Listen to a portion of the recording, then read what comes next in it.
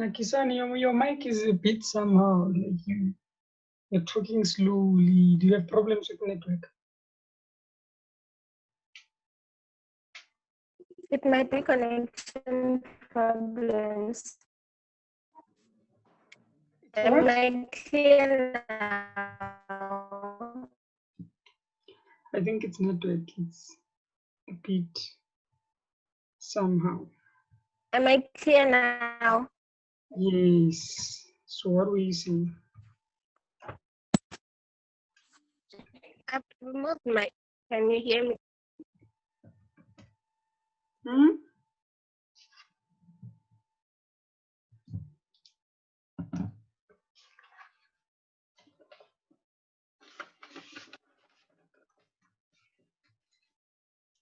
Okay, guys, I'm starting. So I just want us to,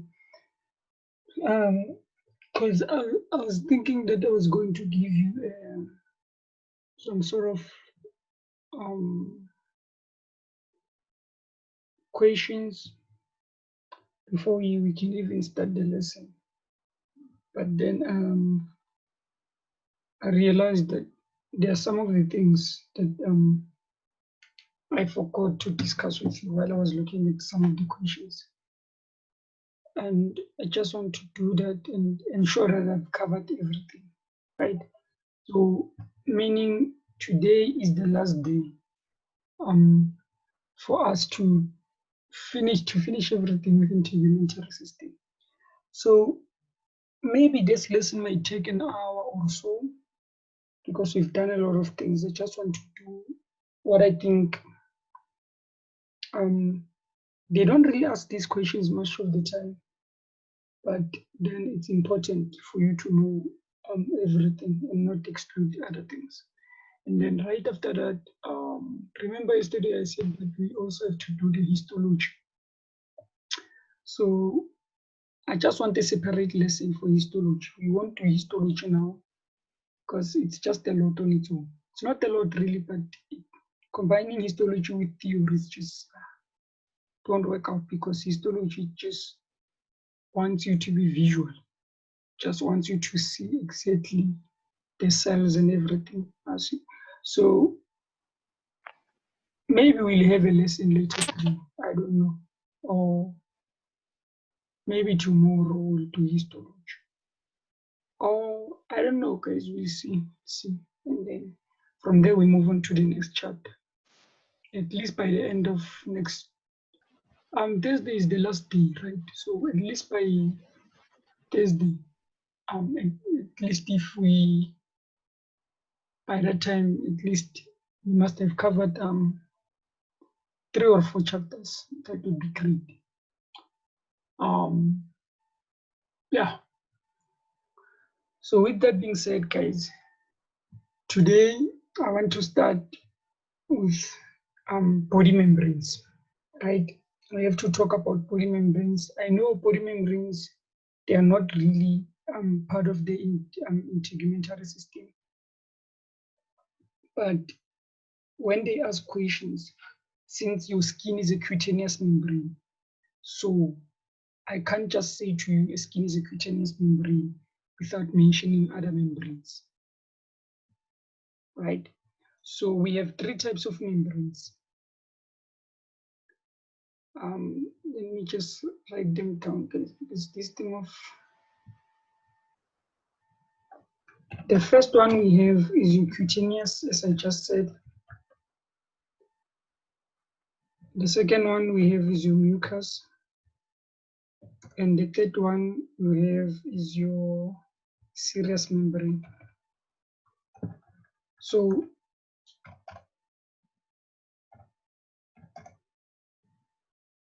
those 3, you have to know those 3. Your cutaneous membrane is simply your skin, right? This is simply your skin. So another word for skin membrane is what? Is cutaneous membrane. And then what you have to know is that we've already discussed that the skin has how many layers? 2 of them. I said that it has the epidermis, and then it has the dermis. And then we further said that the dermis has how many layers? 5. And then the dermis has how many layers? 2. What are those 2 layers? Said that it's the papillary dermis and the reticular dermis, right? And then we discussed the difference between the two to say that the papillary has areolar connective tissue, it is thin, it has elastic fibers, and that reticular is dense irregular, and it is thick, and it has what?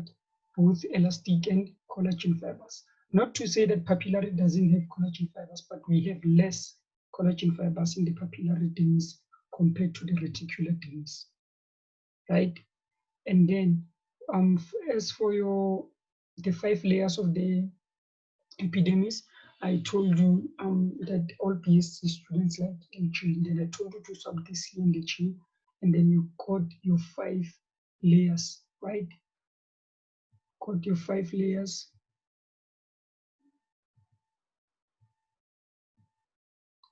Name them from the bottom. You have your stratum basale, you have your stratum spinosum, you have your stratum granulosum, then you have your stratum lucidum, which is only found in thick skin.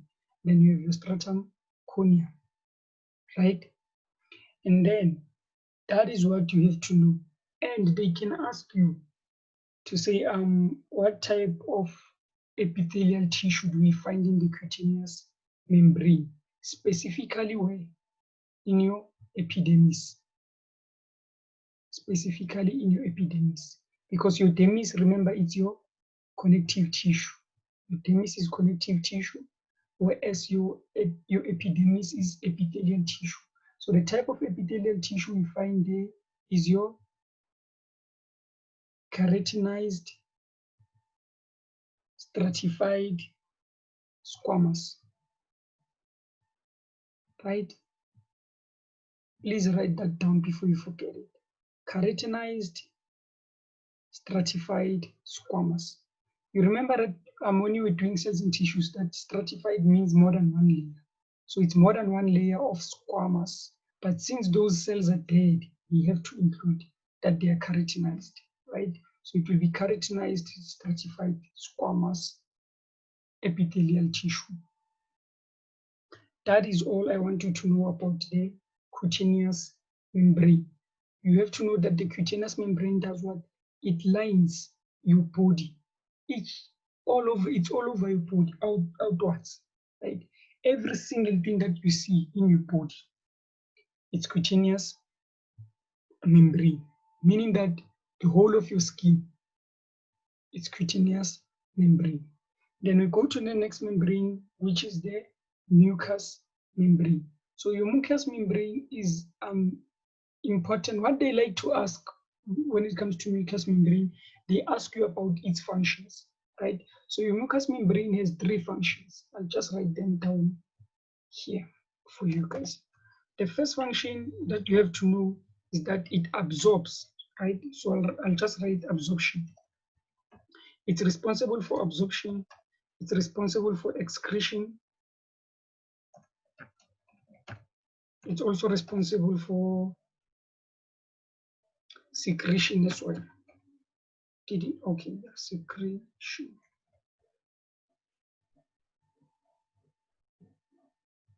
So those are the 3 things that you have to know, right? Number 1, absorption.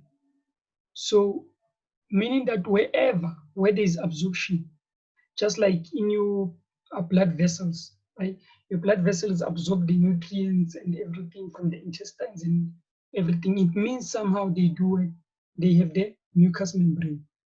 Are we clear?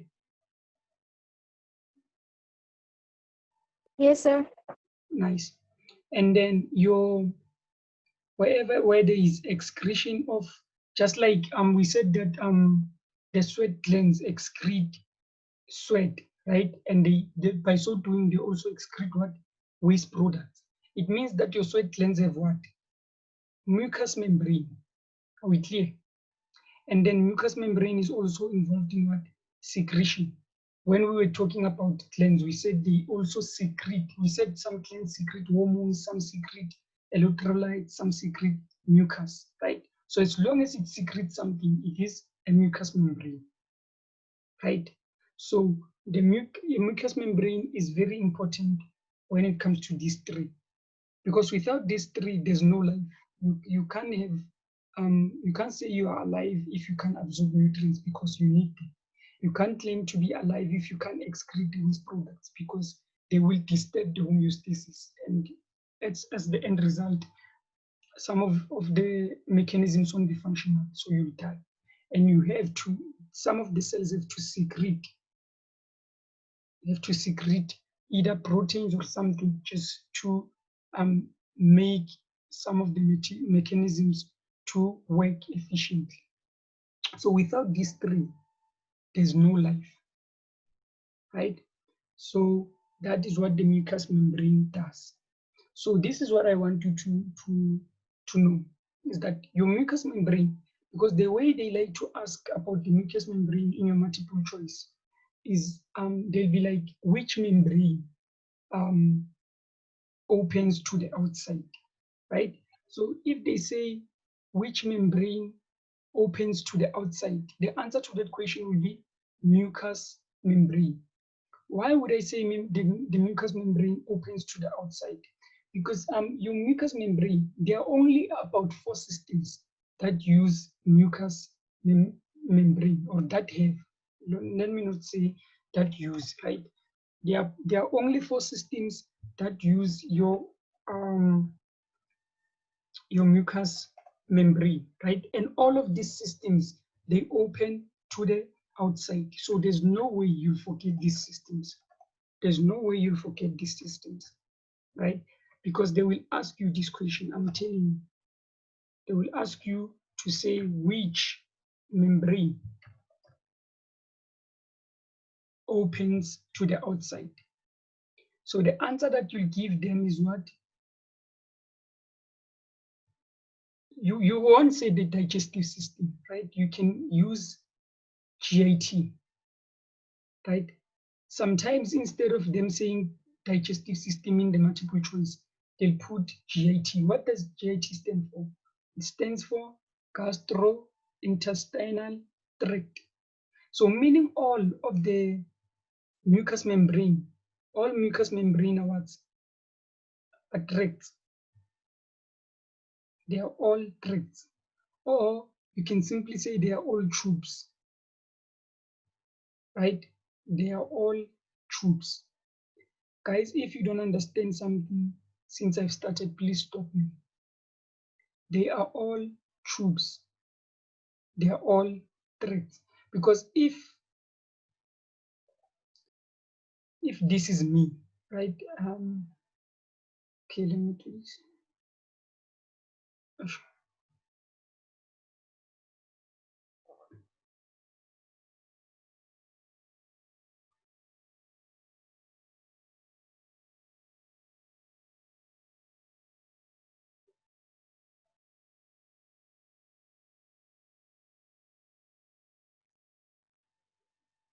That's me, guys.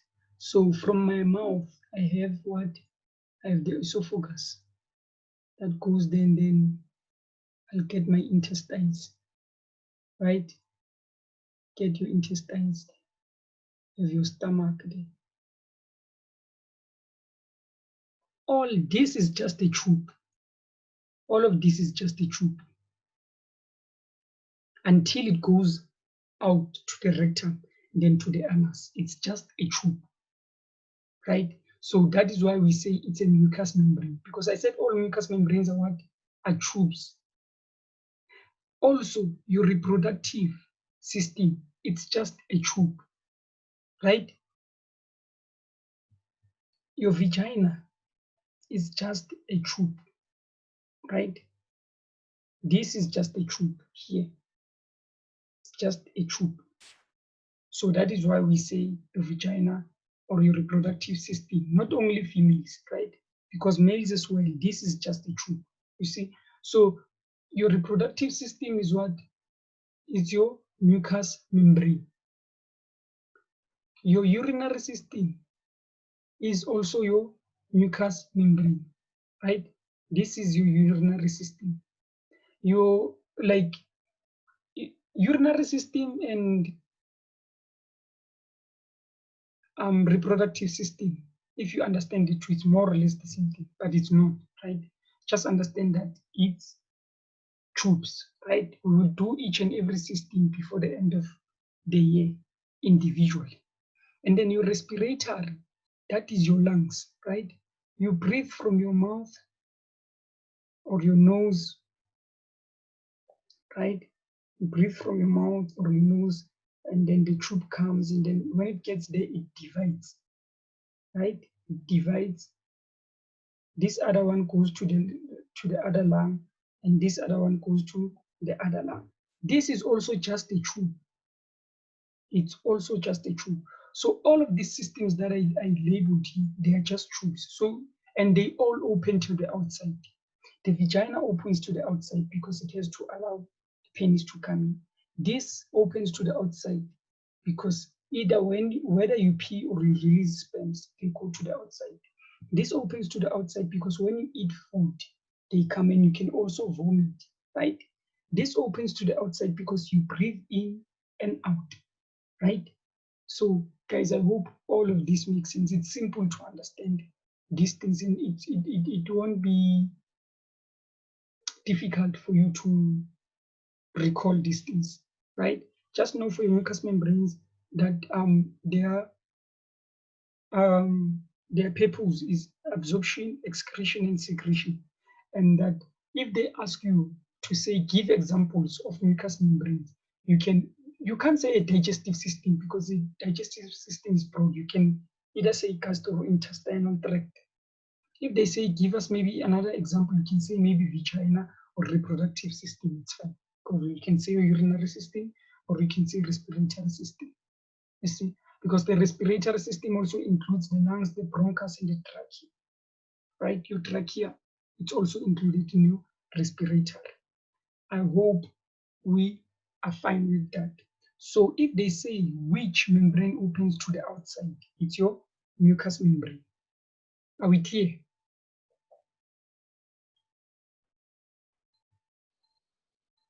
Are you still with me, good people?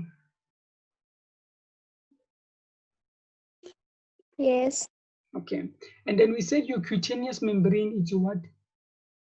We said your epidermis is epithelial tissue. We said your dermis is connective tissue. And then we said your epithelial tissue is it's another name, or not another name, right? They like using, they don't like just saying stratified squamous. They like saying keratinized stratified squamous. So with your mucus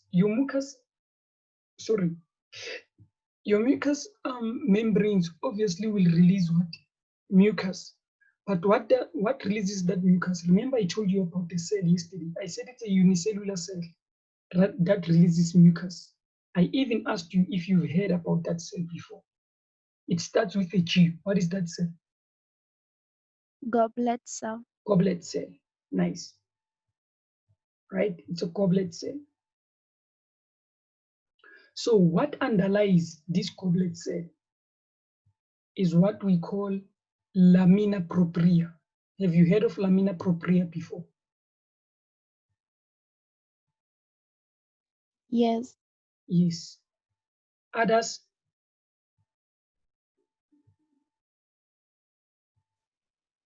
No. Others, I can't hear you.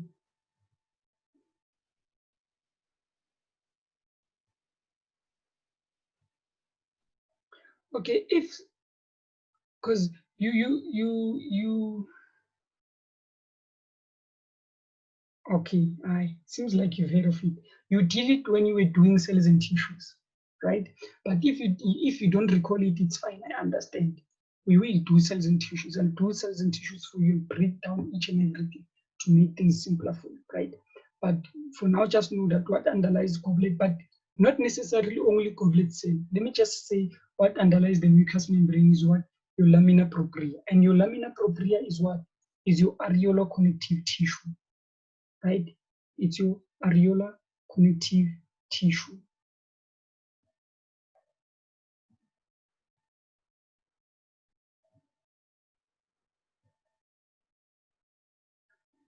Are we still together?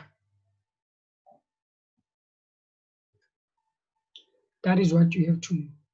If they ask you about the membrane, they can ask you about the type of tissue found in that membrane. For your cutaneous membrane, you find two types. It depends on whether they're asking you about the dermis, because in the dermis you find the connective tissue. If they're asking you about the epidermis, you find the epithelial tissue, right? But you have to be specific what kind of epithelial tissue. That is your stratified squamous. But since it has keratin, we say it's keratinized stratified squamous, right? And then also with your dermis, you can say connective tissue, yes, but if they go to ask about either papillary or reticular, remember that your papillary also has areolar connective tissue, whereas your reticular has what? Has dense irregular. And just write DI, right? It's dense irregular. Guys, if you don't understand me, please stop me and explain. It's your dense irregular. And then going to the last membrane that you have to know. We said the mucous membrane opens to the outside, right? This one, if they say which membrane doesn't open to the outside, that the answer to that question will be serous membrane.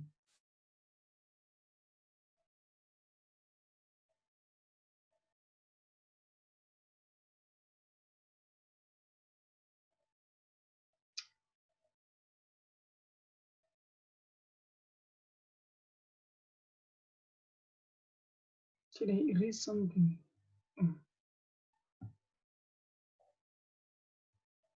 So the answer to the question, if they say which membrane doesn't open to the outside, we say it's serous membrane. So your serous membrane, oh, I forgot another membrane. I just remembered. Okay, we have the fourth membrane. I'll write it down. Did I just write 3? Let me just write it down before I can even forget this. Before I even forget.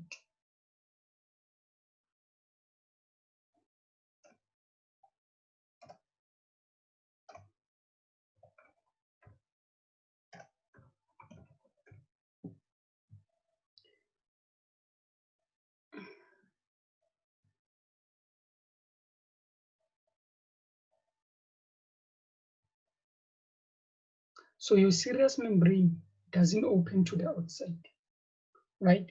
So your serous membrane, if they ask you what type of tissue do you find in serous membrane, you just take that as for simple squamous. Find it in simple squamous, right? I'll just write it here. I'm sorry guys for the messy screen and mixing things up. So if you don't understand, please stop me. Simple squamous, right? The type of tissue you find in serous membranes is your simple squamous. But your serous membrane, it's named differently according to where it's found. I'll repeat, your serous membranes are named differently, right? We name them according to where we find them. Like for example, the serous membrane, again, we just said the serous membrane doesn't open to the outside. So for example, your heart doesn't open to the outside. It's enclosed within, it's surrounded by membranes, right? It's not a tract or it's not a tube, just like the mucous membrane. I hope I'm making sense. If you don't understand, please tell me, I'll break it down even further for you. We have membranes or a membrane. In this case, what is that membrane? A serous membrane. Please repeat. What should I repeat?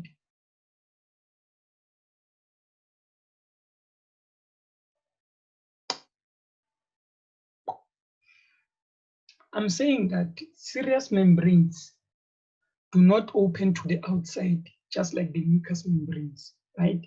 And then I'm saying that the serous membranes are named according to where we find them. So I'll just give you 3 examples. These are the examples that they always use.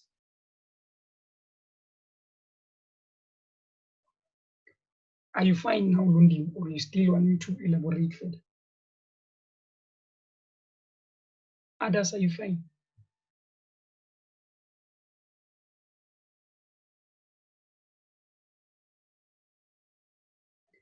You still don't understand serous membranes, Lundi?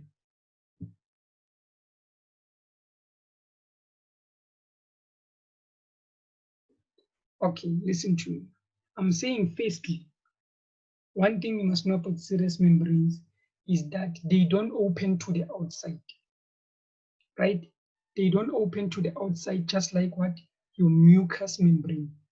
Your mucous membrane opens to the outside, just like your mouth. When you swallow food, it comes from the outside environment into your body, right? So for your heart, you can't access something. You can't say, I'm eating for my heart. No. Or I want to put my hand in here. I want to touch my heart. No. Guys, you're left with 10 minutes. Your heart doesn't open to the outside. It's covered by certain membranes. Let's say if this was your heart, right? If this was your heart, obviously you know that a heart is not like this. It would be covered by membrane,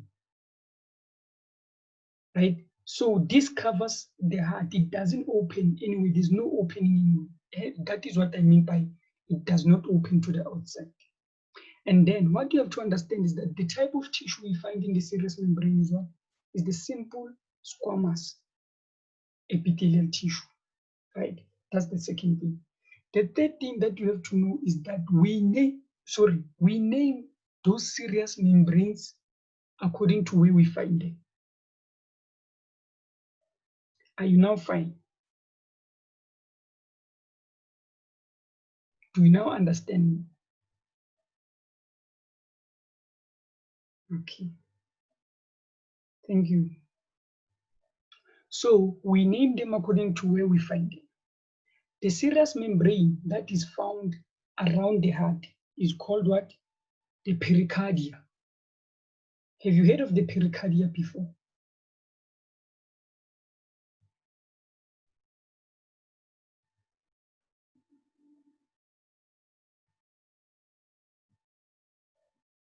Let me just write Pirikatya, right? Because that is what you'll see in your textbook. Pirikatya. So you can say pericardium serous membrane, it's still fine, right? And then you can find and another thing before I can even go further, your serous membranes are divided into 2. You always have a membrane that surrounds because I want to explain this concept clearly. The membrane, if this is your heart, the first membrane that will be surrounding the heart, which will be in this case the blue membrane that will be attached directly to the heart, right? That membrane we say it's what? Visceral serous membrane.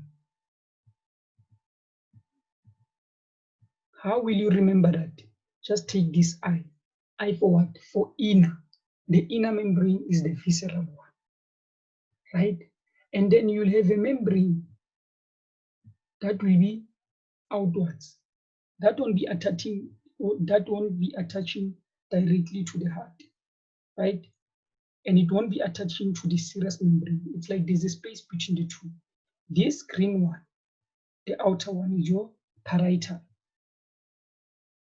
So it's your parietal what? Serous membrane.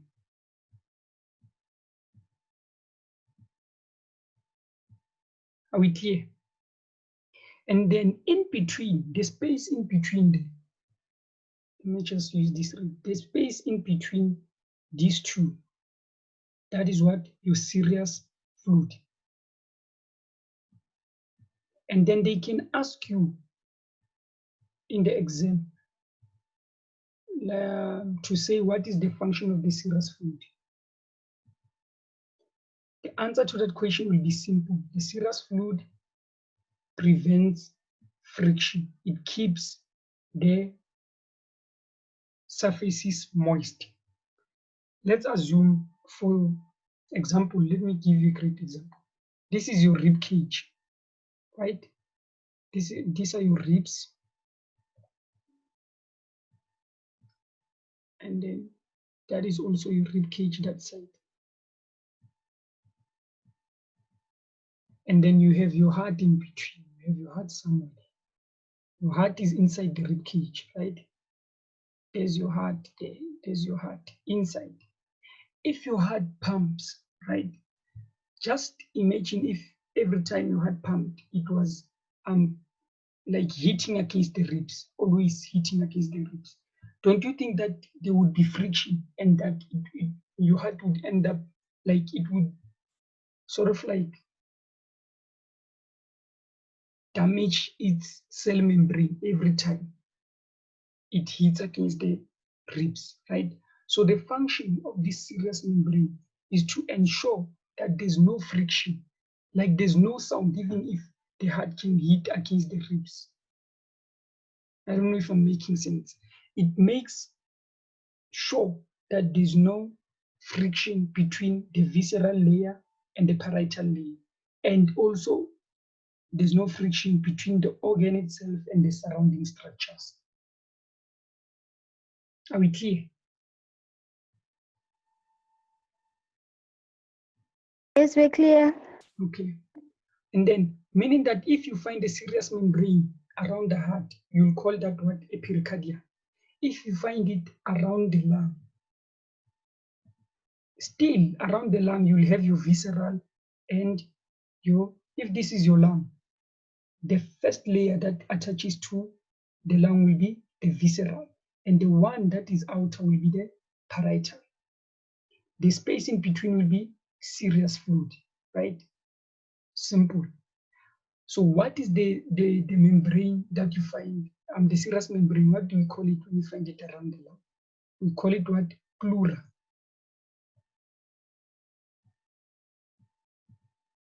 And again, this serous membrane that you find, it is, since we find it in the lung, it is called the pleural fluid.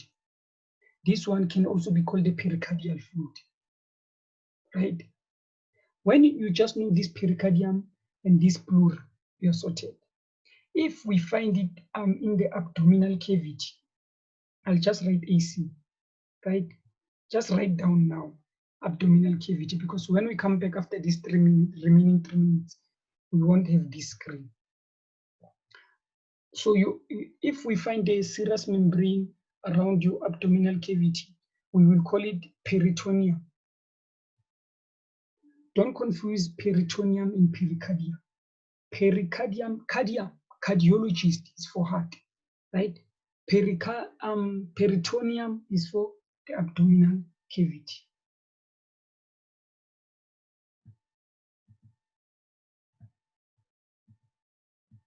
I hope we are on the same page.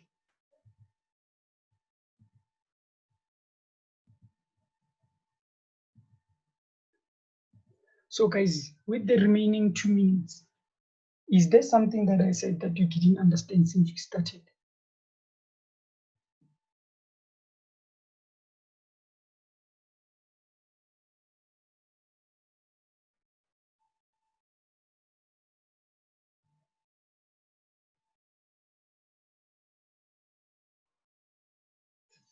Am I talking to myself?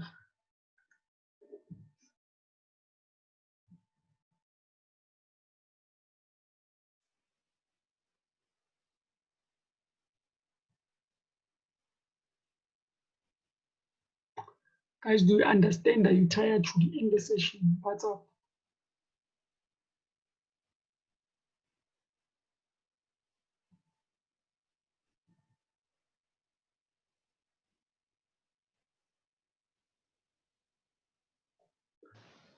Nakisani and Lundi, do you have problems with your mic?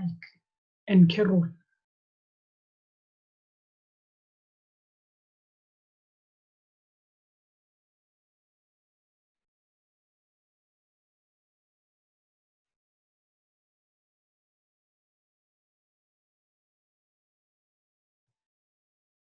said that sometimes you were not able to hear me, so I just thought I should type. I don't know if you can hear me now. I can. Okay. Guys, this thing will kick you out any second from now. So when it kicks you out, you come back for the last that will be the last 40 minutes. As I told you, I understand it's Saturday, you have things to do. So we can't be here for longer. So the next 40 minutes will be the last session. So when it kicks you out, you go back to the group, you click the link, you come back. After the 40 minutes, then that will be it for the day.